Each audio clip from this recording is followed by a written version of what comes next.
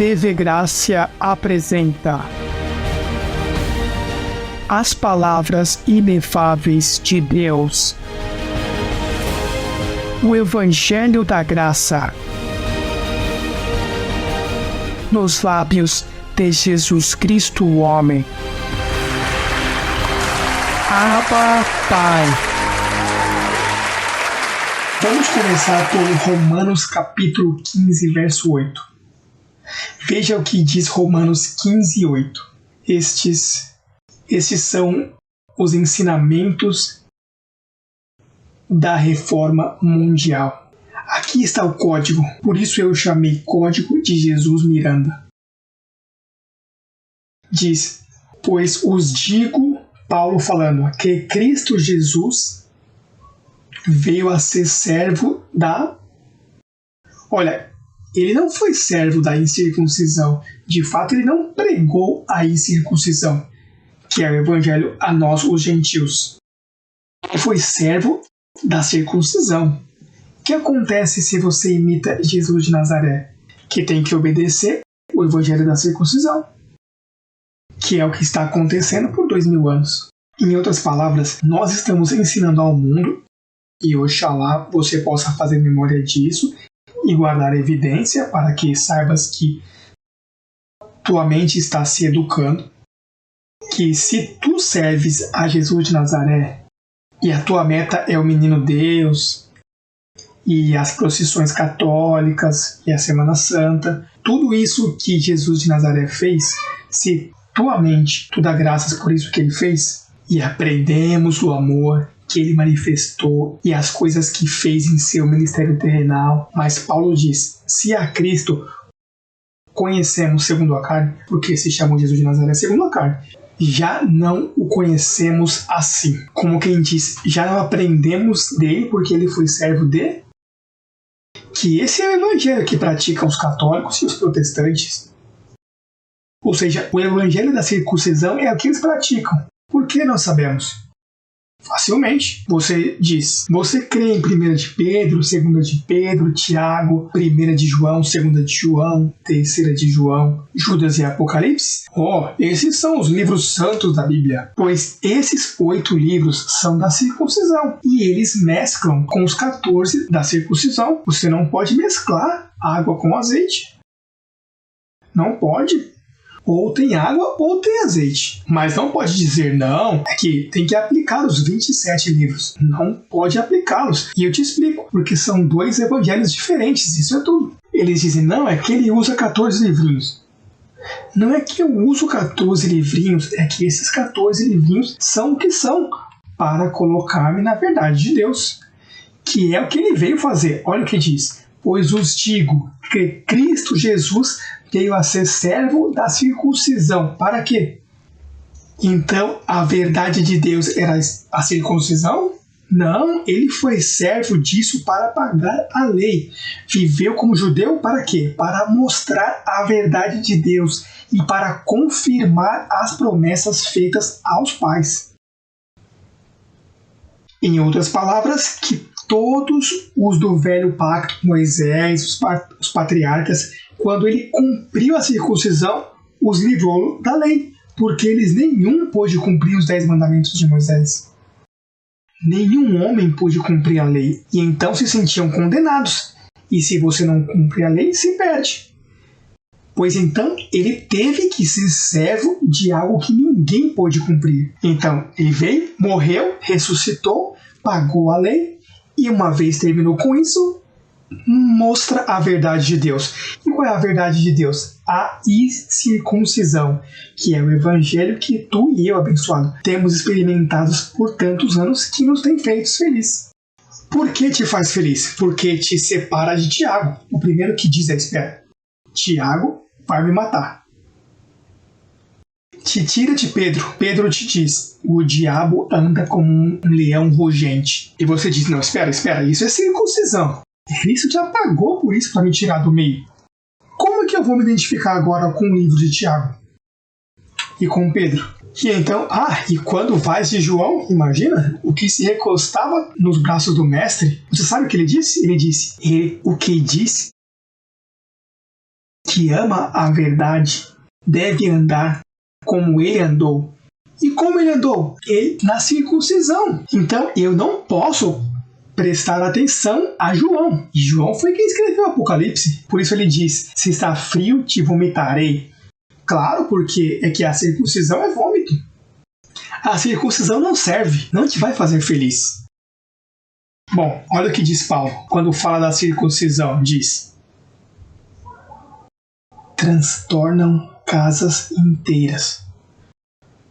Olha, o que é que acontece com esses pastores? Onde é que estão com a cabeça? Alguém me responda, o que é que eles têm na cabeça? Musaraña, esterco?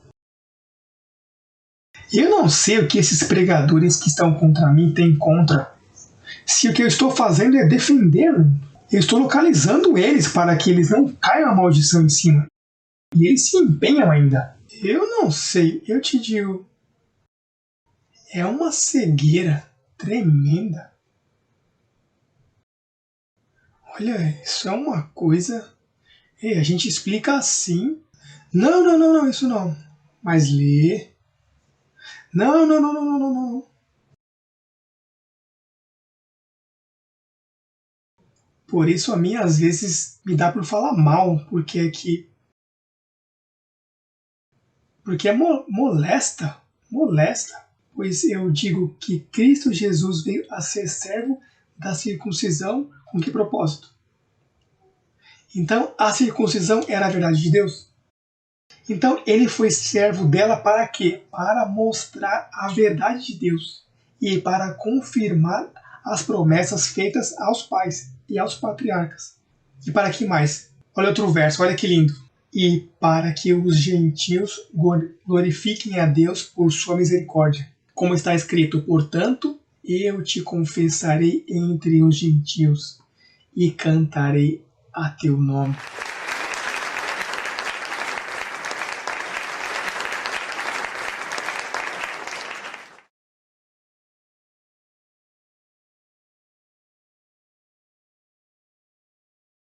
Tudo o que Jesus de Nazaré fez para levar-nos.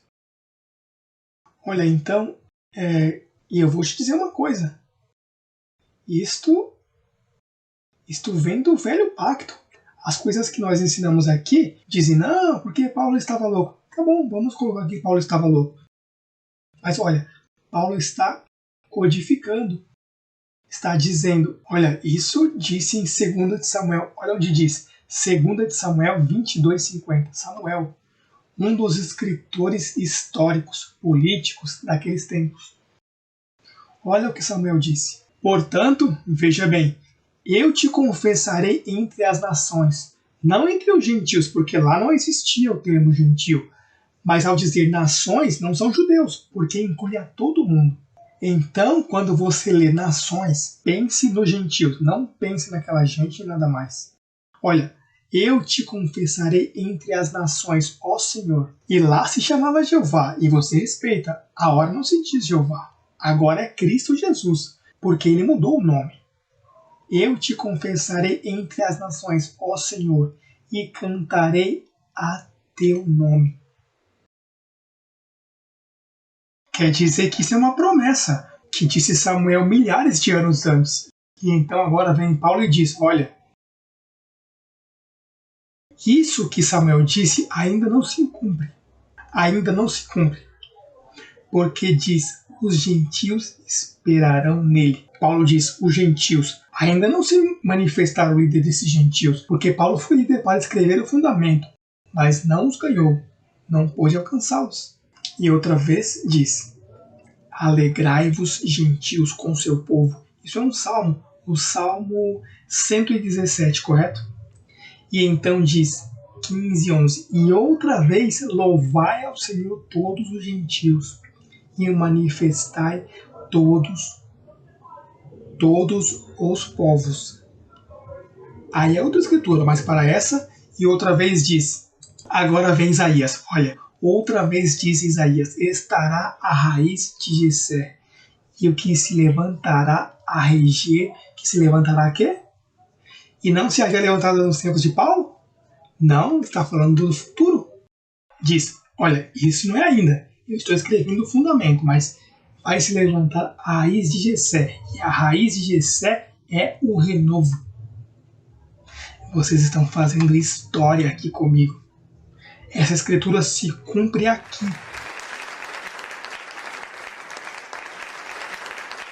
Olha o que diz: os gentios esperarão. Por que tinham que esperar? Porque não havia chegado. Nesse tempo não havia chegado. Por isso diz: os gentios têm que esperar que venha esse que vai pregar meu evangelho. E que vai dirigir um governo de gentios. E o que é que está fazendo crescendo em graça? Temos que ser bem cegos para não vê-lo, porque quem está dirigindo esse reinado de gentios? Falando uma mesma coisa, dizendo uma mesma coisa. Isso, mais claro, não canta um galo. Isaías 11:1, olha lá em Isaías 11:1.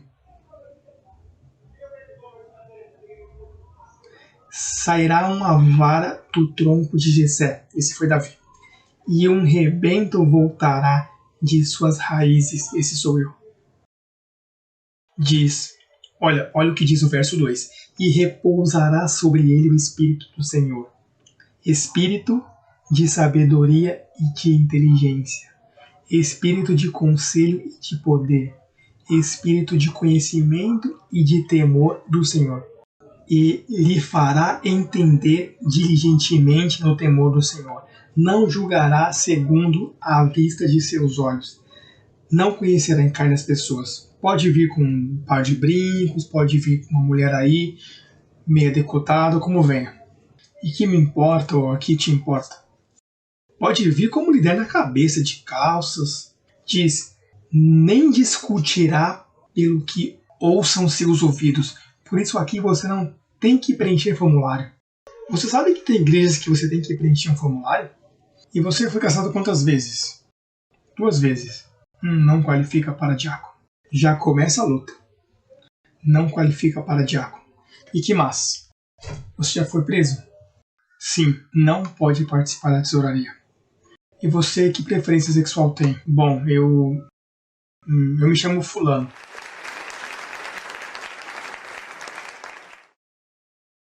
Tem que se arrepender. Põe de novo o verso. Senão que julgará com justiça aos pobres e argumentará com equidade pelos mansos, os humildes, os mansos da terra, e ferirá a terra com a vara de sua boca, e com o espírito de seus lábios matará. Como se matar o ímpio? Identificando 2 sementes, lobo e ovelha.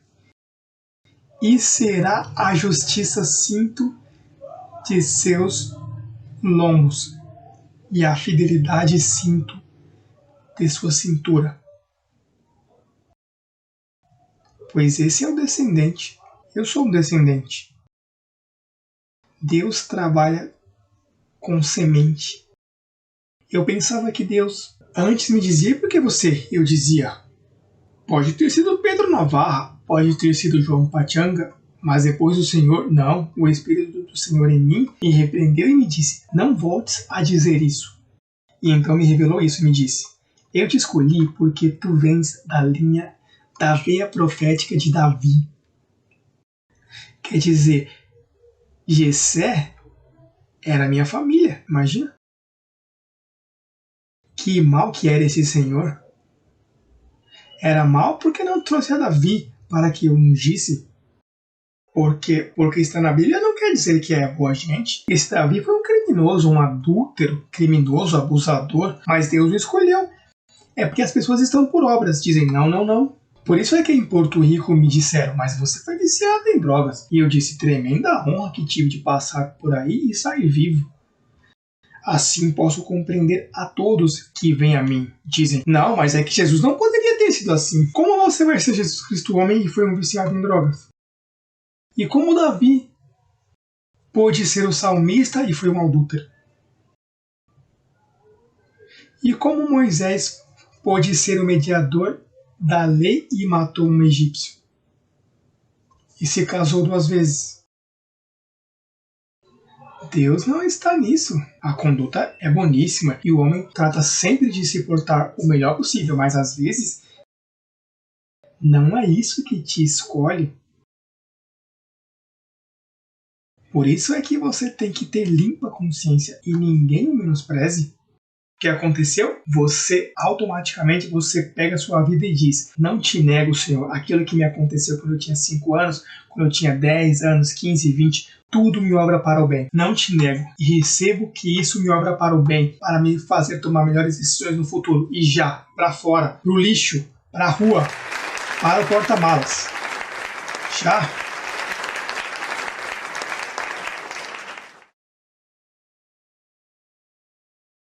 Porta-malas. E então, vamos ver agora Romanos 7,4 para entender por que razão temos lido tanto isso. Mas tem que utilizar sempre o mesmo, porque é o único que temos. Não podemos inventar nada novo. Romanos 7,4 diz: assim também vós, irmãos meus, haveis morto a quê? Haveis morto a circuncisão, correto? A lei, circuncisão, vai aplicando esses termos. Haveis morto a circuncisão mediante quem? E qual é o corpo de Cristo? Jesus de Nazaré. Então, para que sejais de quem? Do outro? Não de Jesus de Nazaré. Então você tem que ser de quem? E qual é esse outro? Do que ressuscitou dos mortos. Com que propósito? Por capricho de José Luiz? A fim de que levemos frutos para Deus. Agora a pergunta para ti que está me vendo por aqui: você é do outro ou segue com Jesus de Nazaré? Te dá conta aí? Já falhaste. Já perdeste o exame. Tens que voltar a passar. Se você não é do outro ainda, você está em adultério espiritual. Teu pastor é um adúltero espiritual. Tua denominação é adúltera espiritual, porque tem 2 maridos. 2 maridos. Isso é o que diz o verso 1 e 3. Vamos ver a Romanos 7:1, para que tu vejas a analogia do matrimônio como apresenta. Que interessante. Eu recebo que hoje, ainda que seja algumas 15 ou 20 mil pessoas sejam iluminadas. Verdade que sim?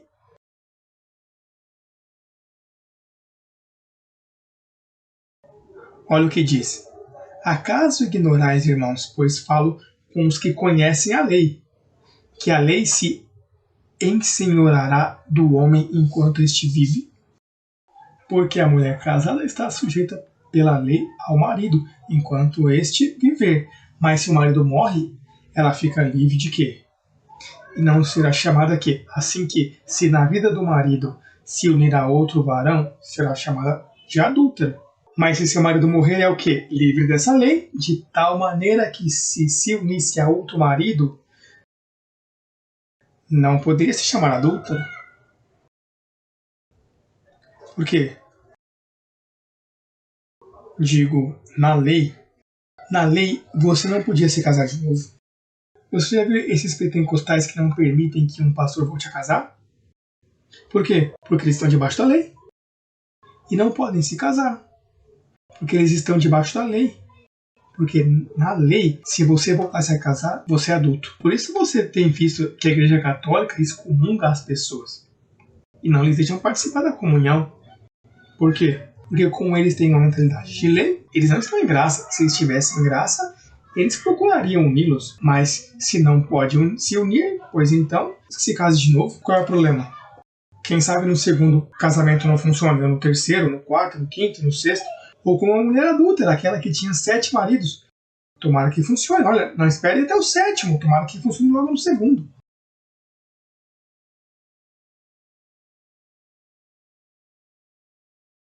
Aí é que vem o formulário. No verso 4. Depois que te dá essa tecnologia, diz, olha o que diz. Por isso é que está em adultério. Diz, assim também vós, irmãos meus, haveis morto a lei. Assim também. O que está tratando de dizer? Que o contexto disso é o formulário de uma analogia tomada de um matrimônio. Assim também vós, irmãos meus, haveis morto à lei, mediante ao corpo de Cristo, para que sejais de outro. Você sabe que, como diz em algumas versões, para que te case com outro em inglês, que diz, me dá aqui, eu vou ler. Você entende a palavra married? Married. Em inglês diz, portanto, meus irmãos, vocês também morreram para a lei pelo corpo de Cristo, que você deveria se casar com outro, para que te cases com outro. Então, o chamado da igreja é se casar com quem? Com um ressuscitado. Mas então, se te casas com um ressuscitado, não pode seguir praticando batismo, santas ceias, tirando os demônios e tudo. Porque uma vez que você se casa com um novo marido, esse marido é o que te apresenta perfeito, como uma só oferta. Esse marido foi quem destruiu o diabo. Por isso é que eles não querem se casar de novo. Eu quero que cometam adultério com esse marido. Mas eles, por não cometerem adultério, ficam com Jesus de Nazaré. Porque aí tem diabo. Você sabe que em Porto Rico tem uma líder que lhe disseram, me diga uma coisa, você gostaria de ir a uma igreja onde não tem pecado, não tem diabo, está salvo para sempre? E disse, não. Ou seja, é uma masoquista, ela prefere o diabo, prefere pecado e prefere se perder também. Disse, não, eu não quero uma igreja assim. Eu quero uma igreja onde tem maldição, onde o diabo se manifeste, onde o ódio e a briga se manifestem. Olha, tem pessoas que... Então, se você ainda vai a uma igreja onde tem que se batizar com água, você vai a uma igreja onde estão orando e impondo-lhe as mãos, você está em uma igreja falsa. Aposto, mas é que todas as igrejas são assim. Eu tenho mencionado que todas as igrejas são falsas. Eu tenho dito que todas as igrejas são falsas. Pois se todas são assim, são falsas. Gálatas 2:4, que é... Olha o que diz. Paulo falando dos irmãos que tinham o primeiro marido, a Jesus de Nazaré, dizia: e estes, apesar dos falsos irmãos introduzidos às escondidas, que entravam para espiar nossa liberdade, odeiam a liberdade que temos em Cristo Jesus para reduzirmos a quê? Olha, você sabe o que é isso? Que você é um irmão que entra na igreja e diz: como está, irmão, reinando em vida? Não, não, não reine. E diz: você tem que se escravizar. Escravo? Queriam reduzi-lo. E como é que reduz a ti a escravidão? Levando-te a uma igreja batista, uma igreja protestante, uma igreja católica, uma igreja dessas que tem por aí. Se te leva aí, se te escraviza em seguida. Mas são irmãos apóstolos, não os maltrate. Eles não os maltratei, eu lhes chamei de irmãos. Falsos. O único que eu não quero é estar com gente falsa. Você já teve falsidade o suficiente em sua vida para andar com mais falsidade. Eu declaro por meus lábios e confesso e me comprometo no que estou dizendo, sabendo o que estou dizendo, que todos os pastores que estão me escutando, seja da dominação que seja, você é falso. Portanto, não, olha, você pode dizer o que você quiser, não me interessa. Tuas opiniões não me interessam, você vende falsidade. E eu peço a vocês que cuidem de todas essas gentes, não os maltratem. Eu não falei de maltratar, mas você tem um olho, olha, biônico. Cuidado com o que está dizendo, porque vejo dizendo, Deus te abençoe. O que diz Deus te abençoe é um falso irmão. Porque não entende. Lá em Porto Rico me dizem, mas como você se atreve a dizer que Deus te abençoe é ruim? É ruim. É ruim, você não está vendo que você está abençoado e está dizendo que não estou? Um irmão que diz, aleluia. Tenha cuidado, que esses têm 2000 anos de atraso em cima. Diz um aleluia uma hora dessa, quando o Espírito de Cristo já veio a ti e clama Abba Pai, e tu aleluia, e o outro Abba Pai. Essas são as pequenas raposas que põem a perder o jardim. Não, mas um aleluia não é nada, um Deus te abençoe não é nada. Aqui Aqui isso é pecado mortal. Volta o pecado. Aqui isso é uma palavra má. Isso é pior que mandar para alguém neste ministério. Você tem que corrigir como fala. Tudo isso tem que corrigir. Assim que esse foi o código Miranda. Terminamos. Falsos irmãos, por manter a vista em Jesus de Nazaré e andar com um marido equivocado. Adúlteros. A igreja por 2000 anos tem estado em adultério espiritual. Papa é um adúltero espiritual. Os sacerdotes, freiras, pastores, todos estes estão em adultério e eu não posso respeitar essa gente. Digo, respeito suas vidas, mas suas crenças para nada. Isso é falso. Não quero saber disso. Ponto. Eu com falsidade não quero me identificar. E se você tampouco quer se identificar, diga ao que está ao seu lado. Mantenha-se firme, irmão. Na verdade, os músicos